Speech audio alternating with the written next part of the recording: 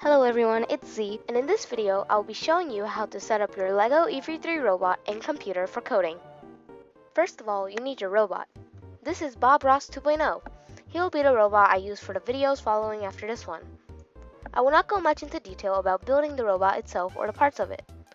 There are many videos online about robot building, and the videos I am creating are primarily focused on coding. But just to let you know, I am using the education robot from LEGO. The other version of a LEGO robot you can buy is the home version.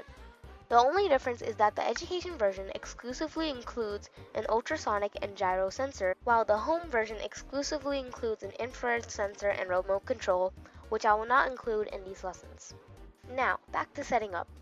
Next, you need a microSD card or microSDHC memory card with a capacity between 2 GB and 32 GB. microSDXC cards are not supported on the EV3. To set up this SD card, here is what you have to do. Go to LEGO's education website and go to the page Python for EV3. Just a side note, the page also has all the steps I will be talking about. On the page, there should be 3 links. Click the second link, download the EV3 MicroPython microSD card image. Once selected, you will see the latest zip file from LEGO Python being downloaded onto your computer. After downloading, go to etcher.io and download their software. Side note, the clip currently on the screen is from LEGO and these videos are available on their EV3 Python page. To download the software, there is a lime green button on the bottom of the page that you have to press. When the software opens after installing and accepting the terms and conditions, insert your microSD card into the adapter that should have came with the card, and then insert the adapter into the SD slot of your computer. Then press select image, find the file we downloaded earlier and select. You should then see the flash button.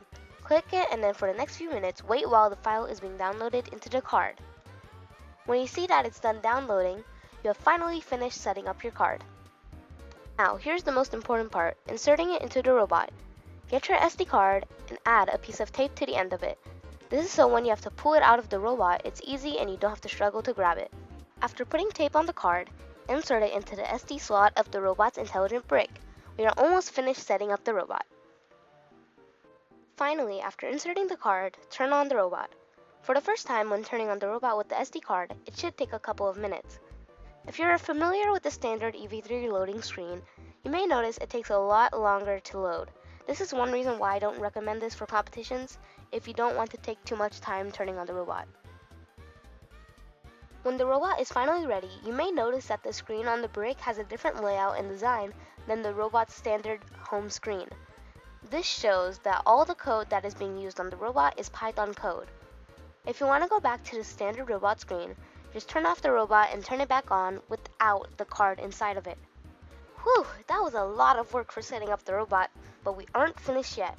In the next video, we'll be setting up our computer for coding.